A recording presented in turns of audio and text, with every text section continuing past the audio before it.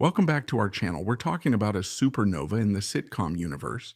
The comedic force of nature moved so incredibly fast that even decades later, his light still casts a long, haunting shadow. If you were around in the 70s, you don't just remember him, you felt him.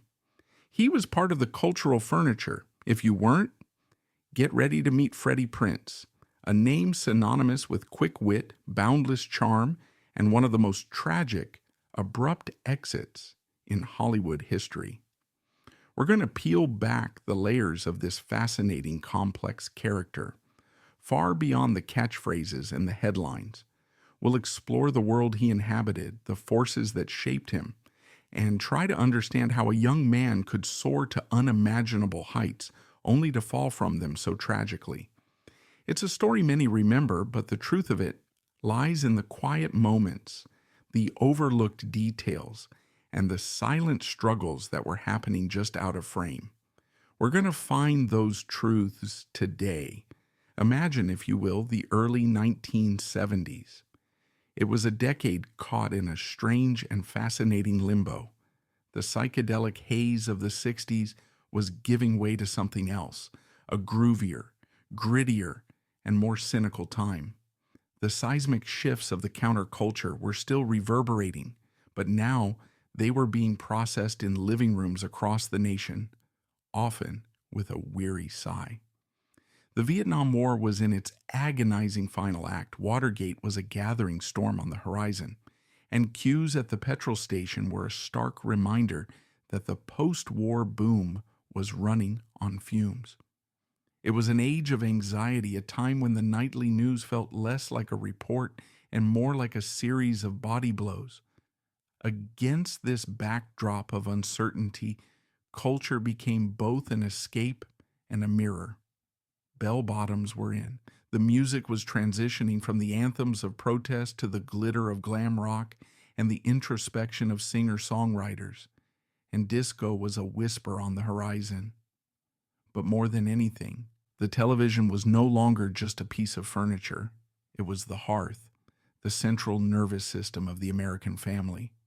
People were desperate for entertainment, but they were also tired of the bland plastic perfection that had dominated the airwaves for 2 decades. The sanitized, picture-perfect families of the 50s and 60s felt like relics from another planet. The audience was ready for something real. And television, in a rare moment of creative courage, was ready to give it to them.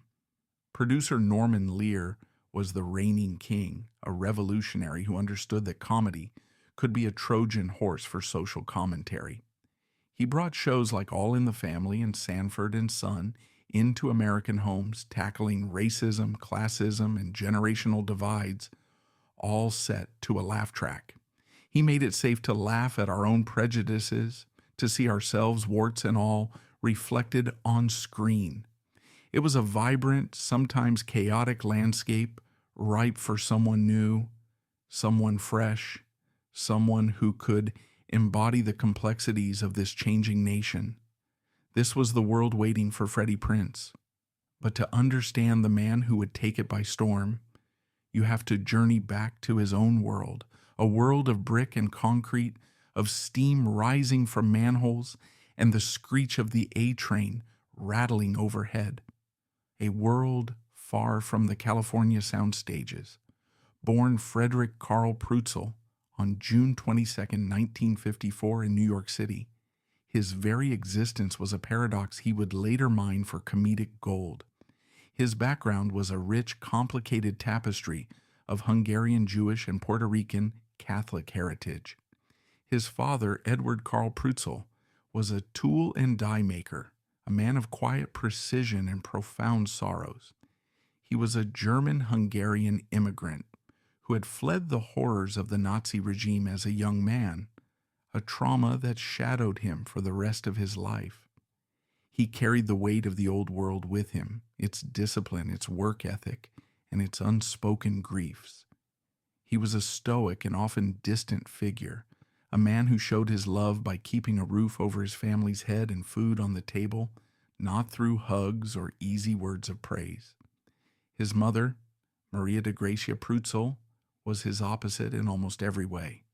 She was a vibrant, warm, and fiercely protective Puerto Rican woman who had come to New York as part of the great migration of the post-war years, seeking opportunity and a new life. She worked in a factory, her hands tired, but her spirit bright. Maria was the laughter, the music, the emotion in their small apartment in Washington Heights. She was the source of Freddie's rhythm, his expressive eyes, his boundless warmth. The neighborhood itself was a character in their story, a microcosm of the city's melting pot. In the 50s and 60s, Washington Heights was a bustling, often tense mix of cultures.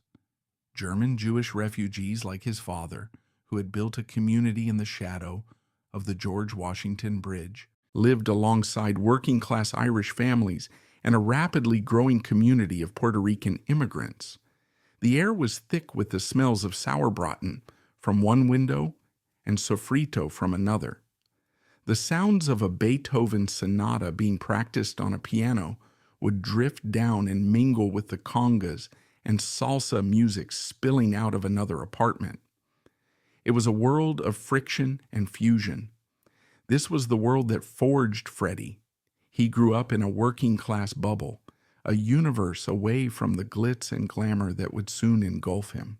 He was, by all accounts, a sensitive and observant child, and for a time a little chubby.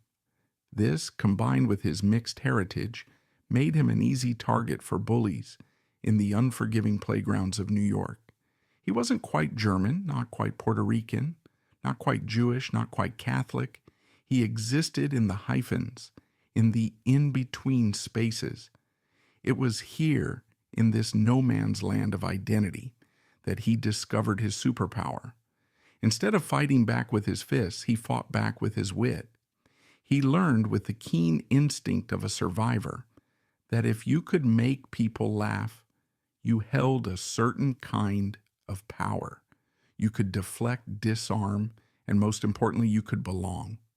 He was a kid who always craved an audience. He was a natural mimic, a storyteller, a one-man show in the family living room, putting on performances for neighbors and charging a penny for admission.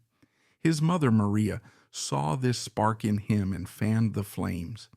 She was his first and most devoted fan, encouraging his performances, laughing at his impressions, believing in his talent with an unshakable, almost ferocious conviction. This bond was incredibly intense, the central emotional relationship of his young life. She was his rock, but the weight of being her golden boy, the one whose success would validate all her sacrifices, was a heavy burden for a young man to carry. He would hone his craft in front of the bedroom mirror, perfecting impressions of celebrities and, more importantly, the neighborhood characters he absorbed with an almost photographic memory. The seeds of a star were being sown, far from the bright lights, in a setting that grounded him yet simultaneously fueled his aspirations for something more. This confluence of his heritage and his environment would become the bedrock of his stage persona. He wasn't just telling jokes about being a Hungarican. He was translating his own life, his own identity crisis, into a universal language of laughter. It was a raw, relatable authenticity that audiences were starving for. His ambition wasn't just a childhood daydream. It was a focused, almost obsessive pursuit. He successfully auditioned for and was accepted into the prestigious Fiorello H. LaGuardia High School of Music and Art and Performing Arts, the very school that would later inspire the movie Fame. This was a serious, validating step. He wasn't just the class clown anymore. He was a student of drama, sharing hallways with other fiercely talented kids like Ving Rhames and Giancarlo Esposito. But even in this creative haven, he often felt like an outsider. The structured world of theater classes, of Stanislavski and Shakespeare, felt constricting to his raw, instinctual talent. LaGuardia was about discipline, about breaking down and rebuilding technique. Freddie was pure instinct, a force of nature. He didn't want to analyze a script. He wanted to riff on it. He didn't want to interpret Shakespeare. He wanted to create brand new characters based on the people he saw on the subway every day. This fundamental conflict between formal training and raw talent made him restless. His real classroom was the city itself, and his real stage was calling to him from the smoky, subterranean clubs of Greenwich Village. Freddie's journey to stardom wasn't a slow burn, it was a detonation. In his final year of high school, the pull of professional comedy became an irresistible force, a gravitational pull he could no longer fight. He made the life-altering decision to drop out, not from a lack of intelligence, but from an overwhelming certainty that his destiny lay elsewhere. He essentially began living a double life, a high school student by day and a burgeoning stand-up comic by night. He started making the pilgrimage downtown, taking the A train to the comedy clubs of Greenwich Village and uptown, to hotspots like the Improv and Catch a Rising Star. These weren't just venues. They were the hallowed grounds, the smoky, intimate crucibles where legends were forged in the fires of hecklers and in different audiences. The comedy scene of the early 70s was in the midst of a revolution. The old guard of suit and tie, mother-in-law joke-tellers, was being overthrown by a new generation of comics who were personal, political, and philosophical. George Carlin was deconstructing language and society. Richard Pryor was mining his own pain for a raw, confessional genius that was both terrifying and brilliant. And Robert Klein was the witty, observational king of the baby boomers. Into this murderer's row of talent walked a teenager from Washington Heights. And he didn't just survive, he thrived. Freddie carved out his own unique space. His act was pure, kinetic energy. He didn't just tell jokes, he inhabited them with a physicality and charisma that was impossible to ignore. He prowled the stage, his body language as expressive as his words, a lithe and graceful presence. He wove intricate stories about his family, creating a hilarious narrative of cultural collision. He'd act out his mother's frantic search for a candle during a blackout, convinced it was the work of spirits contrasted with his father's deadpan, logical response. He turned his identity crisis into his signature bit. I'm a Hungarican. That's a Hungarian Puerto Rican. My father was Hungarian. My mother's Puerto Rican. That's why I'm a hostile Catholic. He was self-deprecating, impossibly charming, and possessed an uncanny, almost hypnotic ability to connect with every single person in the room. His signature phrase, looking good, delivered with that infectious 1,000-watt grin and a knowing wink, became his calling card. It was more than a catchphrase. It was a burst of pure, unadulterated confidence and joy, an affirmation he offered to the audience and perhaps to himself. He worked the clubs relentlessly, sometimes performing multiple sets a night, honing his craft, building his act joke by joke. He shared stages with other up-and-comers like Jay Leno and David Brenner, forming friendships and rivalries in the competitive cauldron of the New York comedy scene. He was driven by a ferocious ambition, a need not just to succeed but to be loved, to be validated. Then came the night that changed the trajectory of his life forever.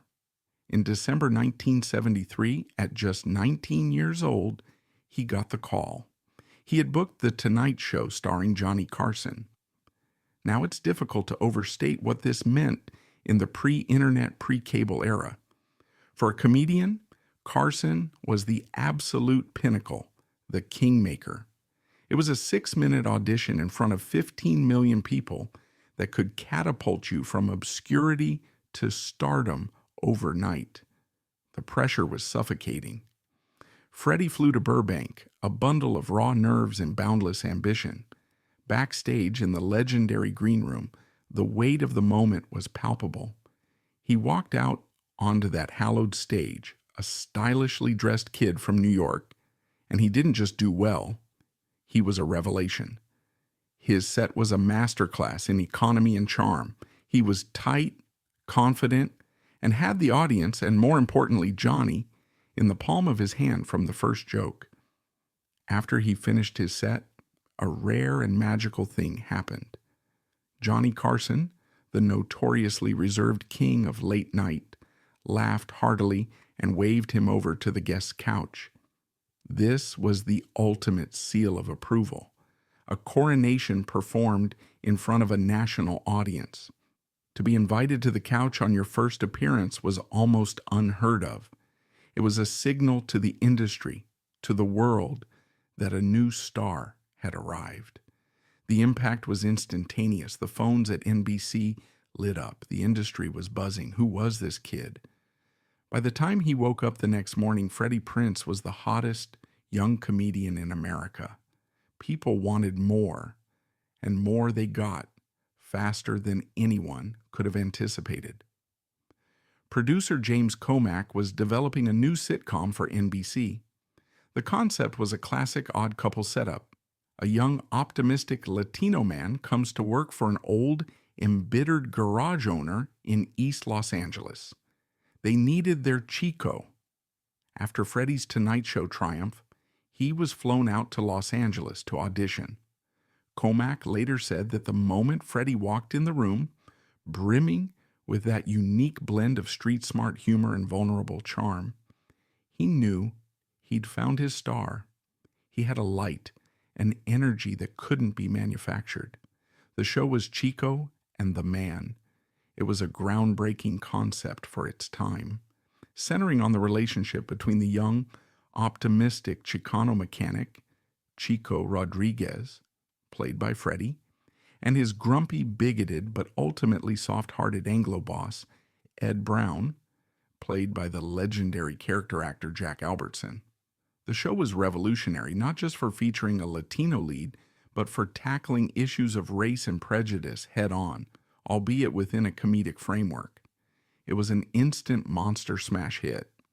Freddie Prinze, at just 20 years old, was a national sensation. He was the charismatic heart and soul of the show, bringing a warmth, humor, and a genuine emotional core to the character of Chico.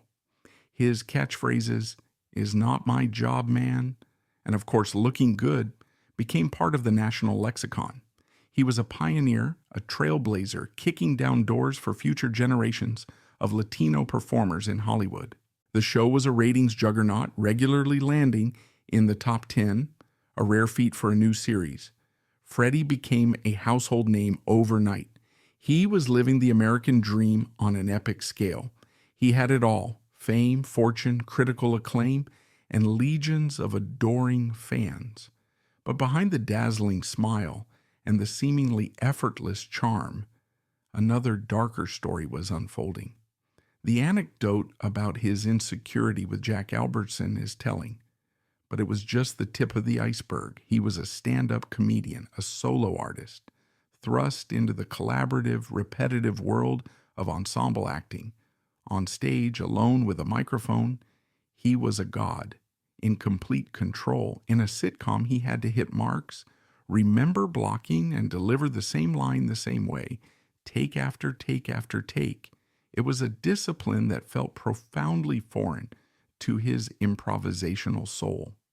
Jack Albertson, a seasoned veteran of vaudeville, the Broadway stage, and screen, became more than a co-star. He became a surrogate father. He saw both Freddie's immense raw talent and his profound, almost crippling vulnerability. He would patiently work with him between takes, calming his nerves, offering gentle guidance on the craft of screen acting. Their on-screen chemistry was so genuine precisely because their off-screen bond was so real. Albertson, however, also saw the darkness creeping in at the edges. He saw the entourage of hangers-on that began to surround Freddie, the late nights, the exhaustion. He voiced his concerns to Freddie and to the producers, a wise old owl trying to warn a brilliant young eagle who was flying too close to the sun. Furthermore, the show itself, while a breakthrough, wasn't without its detractors.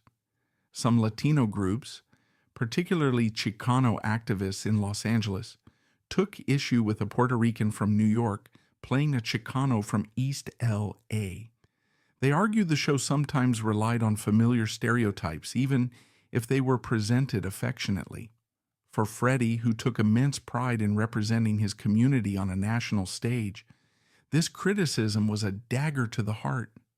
He was caught in a cultural crossfire, celebrated by mainstream America for breaking barriers, while simultaneously being criticized by some within the very community he sought to champion. It was another layer of immense pressure, another source of internal conflict for a young man who desperately just wanted everyone to love him.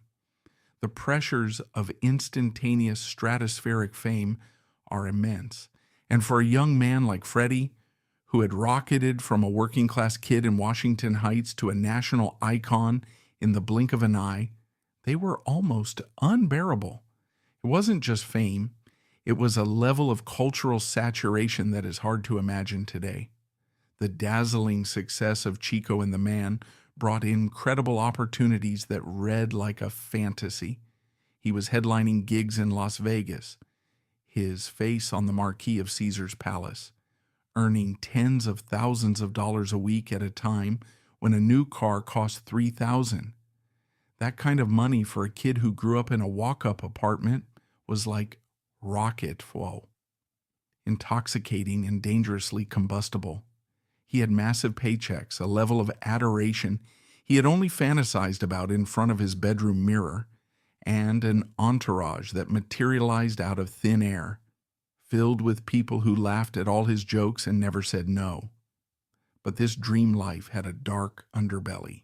The unrelenting spotlight he had chased was now a suffocating force, creating a profound isolation that no amount of applause could penetrate. In October 1975, in the midst of this whirlwind, he married Kathy Cochran, a travel agent and former flight attendant several years his senior, whom he had met on a flight. It was an impulsive whirlwind romance, and to the public, it seemed like another perfect chapter in his fairy tale life. She was beautiful, grounded, and seemingly outside the madness of Hollywood, a potential anchor in his storm-tossed life. The following March, their son, Freddie Prinze Jr., was born. On the surface, it was the picture of a life complete, a beautiful family, a flourishing career.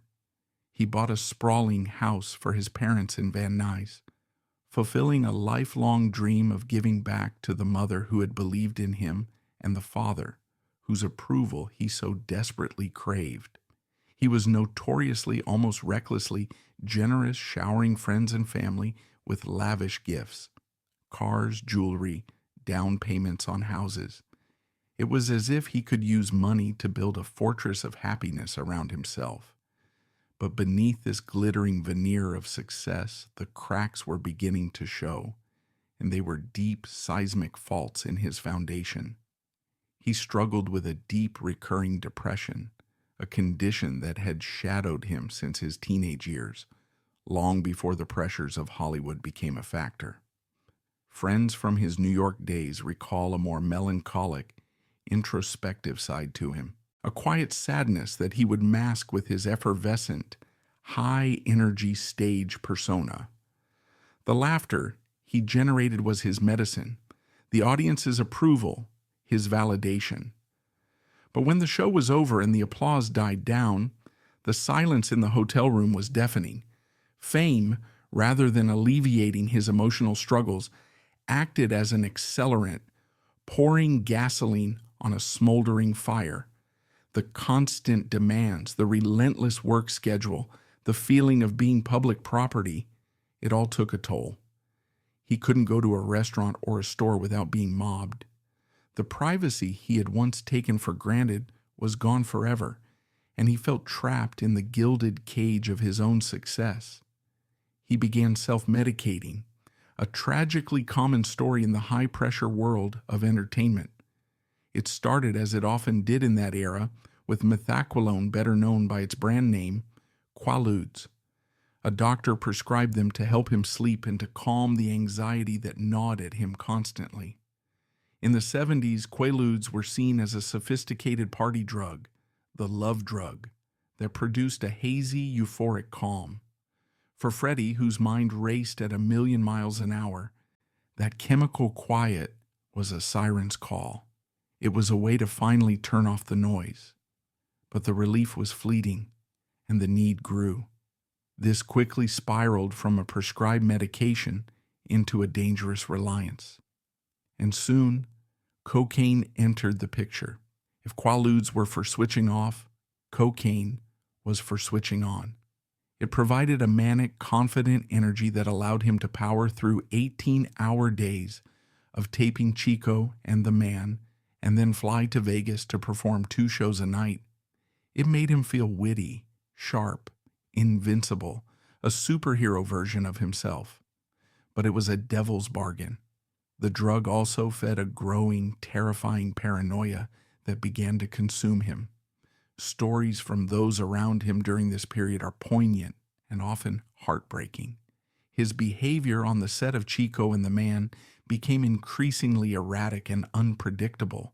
The crew and cast would walk on eggshells, never knowing which Freddie would show up that day. Would it be the lovable, hilarious Freddie who knew everyone's name and kept the mood light with pranks and jokes? Or would it be the withdrawn, sullen Freddie with dark circles under his eyes, who would explode in a fit of rage over a minor issue, like a prop being out of place or a line of dialogue being changed? He started believing people were out to get him, that his phones were tapped, that his dressing room was bugged. He once tore the room apart, convinced he would find a listening device planted by his enemies. He became obsessed with firearms, amassing a collection and carrying a handgun for protection. It was a deeply unsettling detail that pointed to a growing sense of fear and a desperate need for control in a life that was increasingly spiraling out of his control. This obsession took a morbid turn with his habit of playing Russian roulette, a terrifying prank he would pull on friends and colleagues to gauge their reaction, holding a gun to his own head. It was a shocking cry for help, a dance with the oblivion that was clearly on his mind.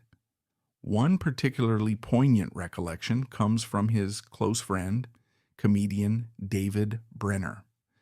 Brenner described a night in Las Vegas when Freddie, at the absolute peak of his fame and earning power, broke down in his lavish hotel suite, weeping uncontrollably. He confessed to Brenner that he felt an overwhelming, crushing loneliness, despite being constantly surrounded by his ever-present entourage. He spoke of the emptiness that fame couldn't fill, the chilling feeling that people didn't see him, Freddie Prinze from Washington Heights, but only Chico, the television star, a product to be consumed. It was a terrifying premonition of the tragedy to come. His marriage to Kathy was also crumbling under the immense strain. His mood swings were volatile and unpredictable. The man she married was disappearing, replaced by a stranger ruled by drugs and depression. He could be incredibly loving and attentive one moment, buying her extravagant gifts, and the next become cold, distant, and intensely jealous, accusing her of things she hadn't done. His drug use created an unbreachable wall between them. The dream of a happy family life, the very thing he thought would ground him, was disintegrating. The birth of his son, which should have been a joyous anchor, became another source of immense pressure. He loved the boy fiercely, but was terrified he would fail him, perhaps haunted by the emotional distance of his own father. This internal conflict, combined with the professional pressures, pushed him further into a dark, desperate place. He was in therapy, seeing a psychiatrist, but the demons were powerful. The resources and understanding of mental health and addiction in the 1970s, particularly for a young man of color who was expected to be a charismatic, happy-go-lucky figure, were woefully inadequate. Addiction was still widely viewed as a moral failing, not a disease, and the stigma around mental illness was enormous. His therapy seemed to do little to stem the tide. Adding to the turmoil was a bitter legal battle. In 1976, he filed a multi-million-dollar lawsuit against his former managers and agents, accusing them of mismanagement and taking advantage of his youth and inexperience when he signed his initial contracts. The litigation was messy, public, and incredibly stressful, further fueling his paranoia and his growing sense of betrayal. He felt that the very people who were supposed to be guiding and protecting him had instead exploited him, and the fight drained his finances and his spirit. The public, of course, saw none of this. They saw the lovable, quick-witted mechanic who brought laughter into their homes every week.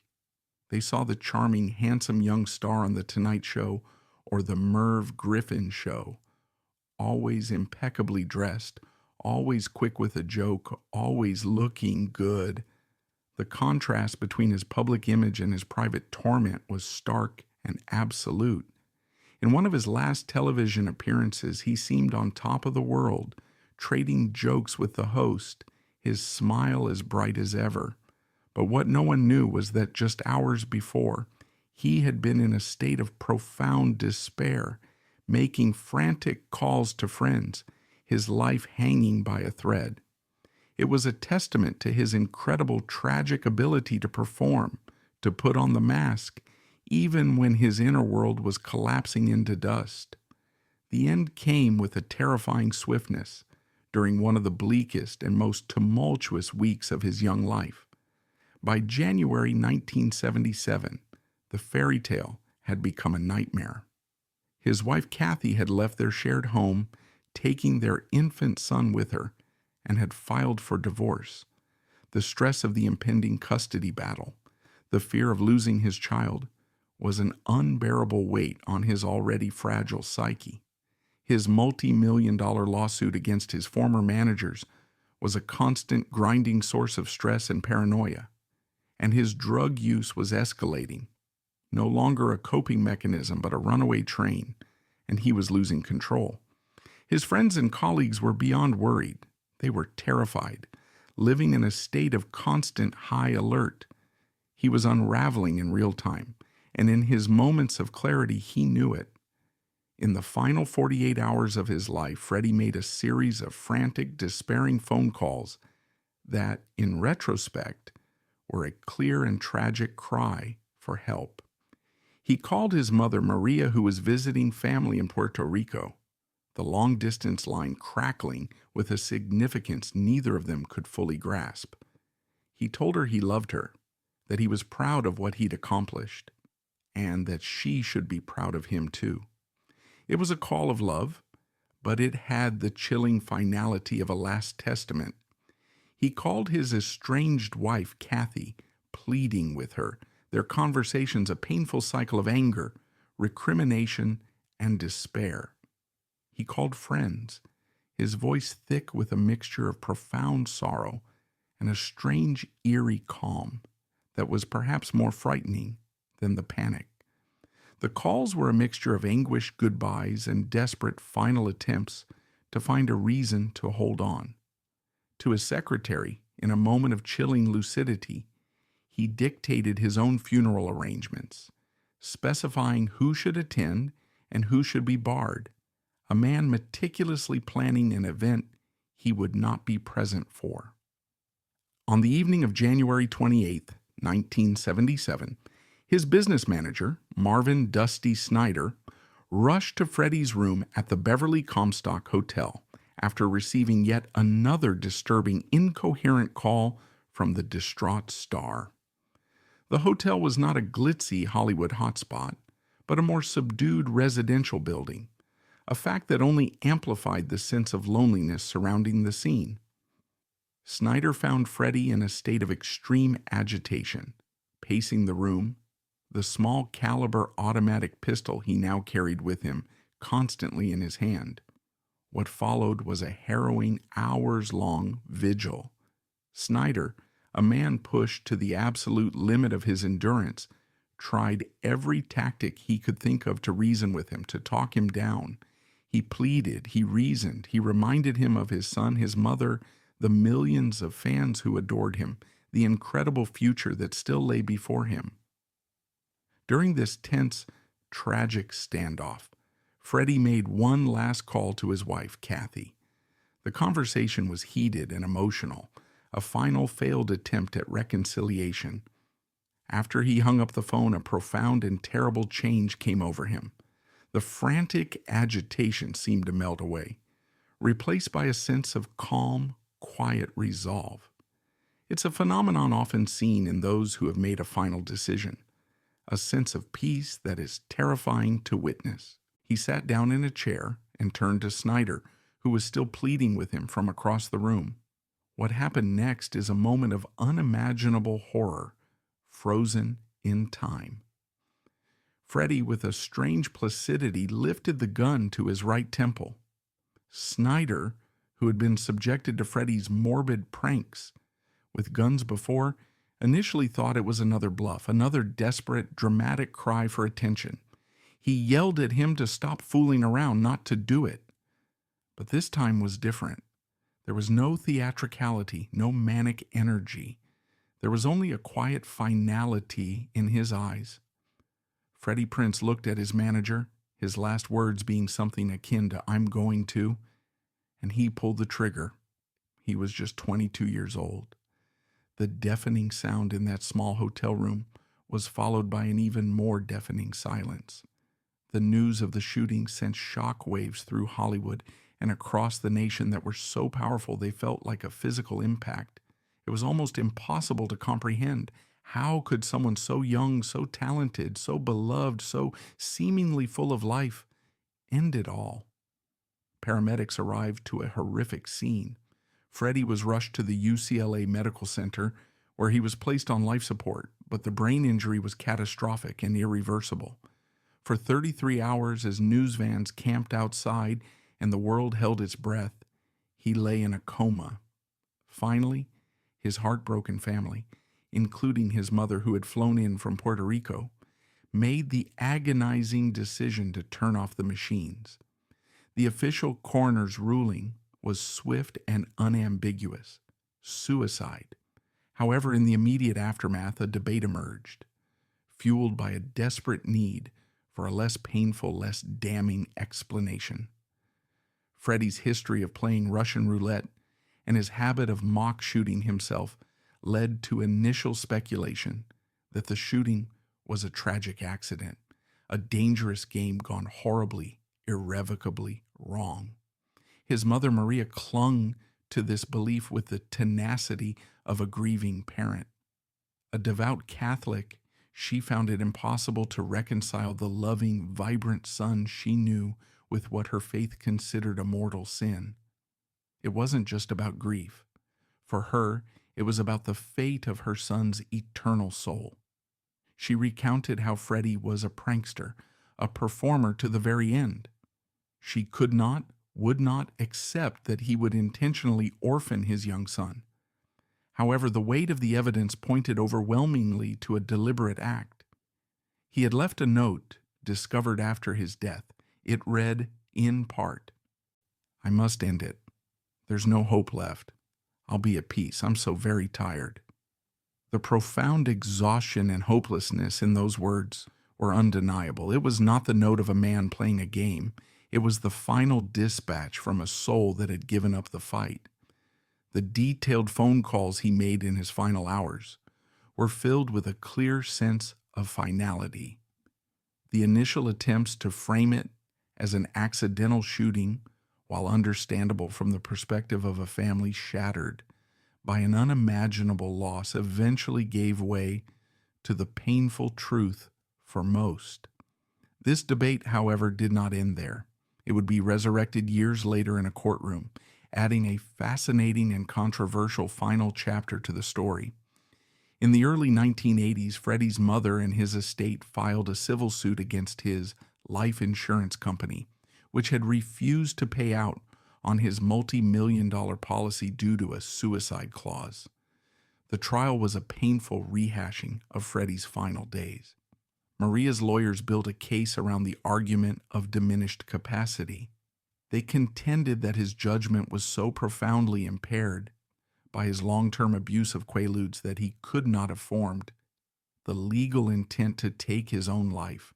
The insurance company's lawyers countered with the mountain of evidence suggesting clear intent, the suicide note, the phone calls dictating funeral arrangements, and the eyewitness testimony of Dusty Snyder. In a stunning and controversial verdict in 1983, a civil court jury ruled in favor of the Prinze estate. They found that Freddie's death was a drug-induced, accidental shooting. This verdict allowed the family to collect on the life insurance policy, securing the financial future of Freddie's young son. And for his mother, it was a profound public vindication, a legal clearing of her son's name.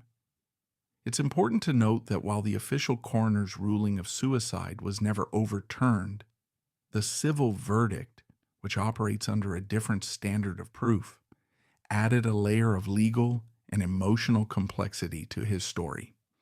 It highlighted the desperate, ongoing human need to find a less painful explanation for an utterly devastating event. It underscores the profound complexities of suicide, addiction, and the ripple effects they have on those left behind, forever grappling with the unanswerable question, why? Freddie Prinze's death became a cultural touchstone, a classic and chilling case study of the child idol to suicide phenomenon, a tragic precursor to other young stars who would succumb to similar pressures in the decades that followed. For the generation who grew up in the 70s, his story remains a poignant and vivid memory, a stark and sudden reminder of the fragile nature of fame and the hidden devastating struggles that can lurk behind the brightest of smiles. His funeral was a somber, star-studded affair. His beloved co-star, Jack Albertson, his face a mask of grief, served as a pallbearer. His friend, the singer Tony Orlando, delivered a tearful, heartbreaking eulogy. The sense of loss was palpable, a gaping hole torn in the fabric of popular culture. A light had truly, irrevocably gone out. His untimely passing ignited a crucial, albeit often whispered, conversation about mental health and addiction in Hollywood. It threw into sharp relief the immense, often inhuman pressures placed on young performers, the lack of adequate support systems, and the dangerous, seductive allure of self-medication as a coping mechanism. While the dialogue around mental health has progressed significantly since the 1970s, Freddie's story serves as a powerful historical marker, a cautionary tale that echoes down through the years, reminding us how far we've come and how much further we still have to go. The producers of Chico and The Man were left in an impossible, heartbreaking position.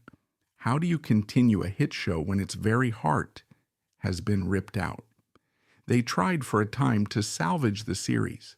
The show's writers explained Chico's absence by saying he had moved on to run his own successful garage. They brought in a new character, a precocious 12-year-old boy named Raul, in a desperate attempt to recreate the paternal intergenerational dynamic with Ed Brown. But it was a futile effort. The magic, the lightning in a bottle that was the chemistry between Freddie and Jack Albertson, was gone. The audience couldn't accept a world without Freddie's Chico, and the show was quietly canceled at the end of the season. Its failure was the ultimate testament to his irreplaceability. He was the show. For his family, the tragedy was a life sentence of grief and what-ifs. His mother, Maria, as we've seen, never gave up her fight to reframe the narrative of his death. His father, Edward, already a man acquainted with sorrow, retreated further into himself and passed away just a few years later. A man, many said, who died of a broken heart.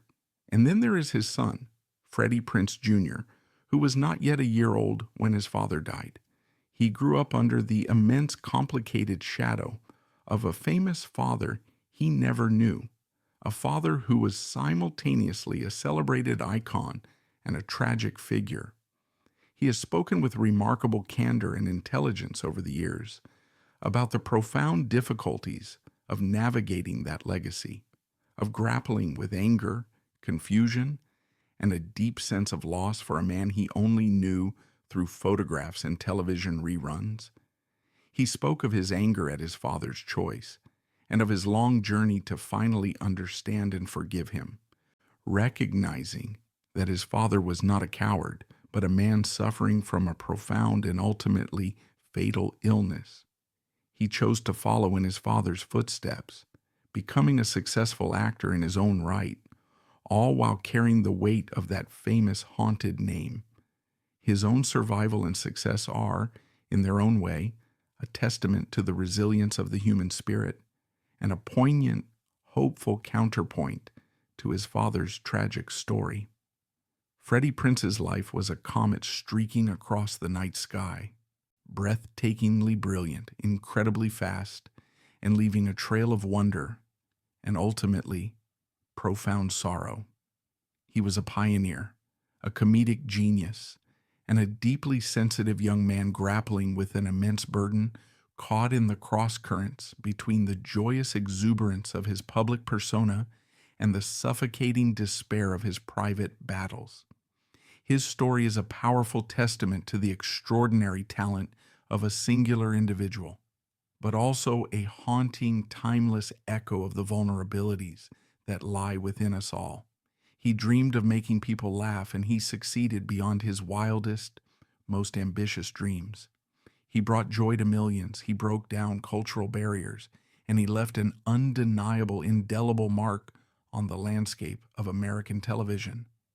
What might he have become? A major movie star transitioning from comedy to drama with the depth and skill that actors like Robin Williams later would, a director, a producer, a comedy legend with a body of work to rival his peers, Pryor and Carlin? We will never know.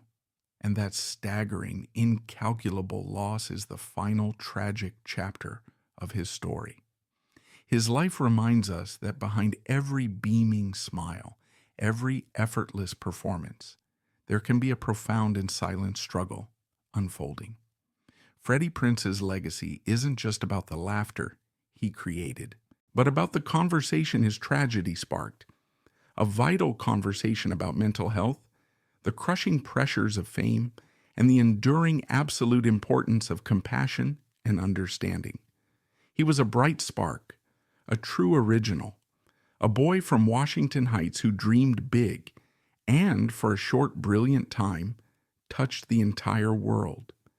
And though his light was extinguished far, far too soon, the lessons from his life and his loss continue to resonate, urging us all to look closer, to listen harder, and to always remember the fragile, beautiful human being behind the star. May he, at long last, be at peace.